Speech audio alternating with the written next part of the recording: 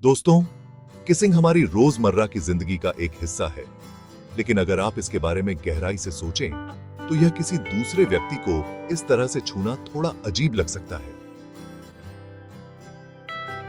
खासकर जब आपको यह पता हो कि इस प्रक्रिया में सलाइवा भी एक्सचेंज हो सकता है। ऐसे में यह सवाल उठता है कि आखिर किसिंग हमारे कल्चर का हिस्सा कैसे बना? क्या यह सदियों से चली आ रही परंपरा है या इसे किसी ने शुरू किया था? कुछ लोग मानते हैं कि हो सकता है कि भारत ने ही दुनिया को किस करना सिखाया हो। अगर आप भी जानना चाहते हैं कि किसिंग के पीछे की साइंस क्या है, तो इस वीडियो को अंत तक जरूर देखें। किसिंग को लेकर दो प्रमुख थ्योरीज हैं। पहली थ्योरी कहती है कि किसिंग नेचुरल नहीं है और इसे इंसानों ने खुद इजाद किया है। वहीं दूसरी थ्योरी का मानना है कि किसिंग पूरी तरह से प्राकृतिक है और इसका संबंध हमारे इवोल्यूशन से है।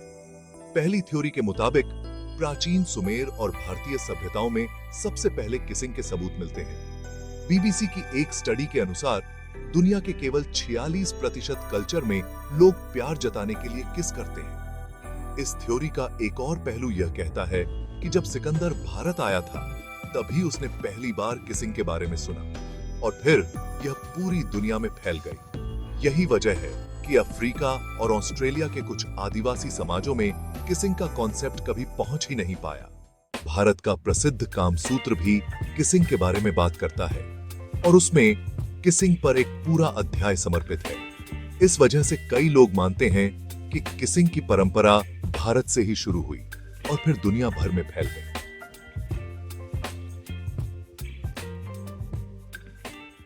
दूसरी तरफ कुछ लोग किसिंग को नेचुरल मानते हैं और इसका संबंध अन्य प्रजातियों से जोड़ते हैं। जैसे कई पक्षी अपने बच्चों को अपने मुंह से खाना खिलाते हैं।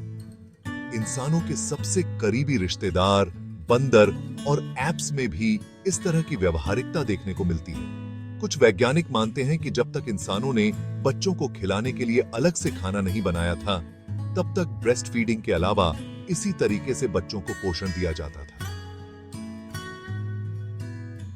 प्रक्रिया में बच्चे को जरूरी न्यूट्रिएंट्स मिलते थे जो मां के दूध में नहीं होते थे। इसी वजह से यह कहा जाता है कि किसिंग की शुरुआत एक नेचुरल प्रैक्टिस के रूप में हुई होगी। किसिंग से जुड़ा एक और पहलू यह है कि जब बच्चा पैदा होता है तो उसकी दृष्टि बहुत सीमित होती है। इस दौरान परिवार के लोग चाहते थे कि बच्चा उन्हें पहचान सके और इसलिए वे किसिंग जैसी गतिविधियों का सहारा लेते थे।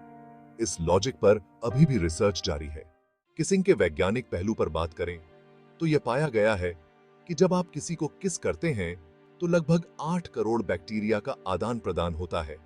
हालांकि इन बैक्टीरिया के साथ साथ बहुत सारी बायोलॉजिकल जानकारी भी एक्सचेंज होती है।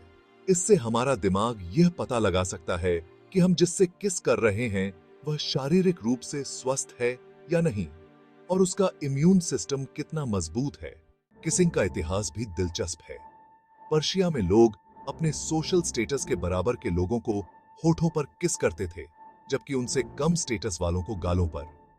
दुनिया में सबसे लंबे समय तक किस करने का रिकॉर्ड थाईलैंड के एक कपल के नाम है, जिन्होंने 58 घंटे 35 मिनट और 58 सेकंड तक किस किया। किसिंग केवल एक रोमांटिक एक्ट नहीं है, बल्कि इसके पीछे साइंस भी छिपी हुई है। यह न सिर्फ हमारी इम्यूनिटी को बेहतर करता है, बल्कि हमारे सामाजिक और जैविक रिश्तों को भी मजबूत करता है। किसिंग आपके दिमाग में एक अलग तरह की केमिकल प्रतिक्रिया को ट्रिगर करती है, जो आपकी भावनाओं को गहराई से प्रभावित करती है। आपका क्या मानना है? क्या किसिंग इंसानों द्वारा बनाई गई परंपरा है या यह नेचुरल है? हमें कमेंट सेक्शन में बताएं और अगर वीडियो पसंद आया हो तो इसे लाइक और चैनल को सब्सक्राइब करना न भूलें।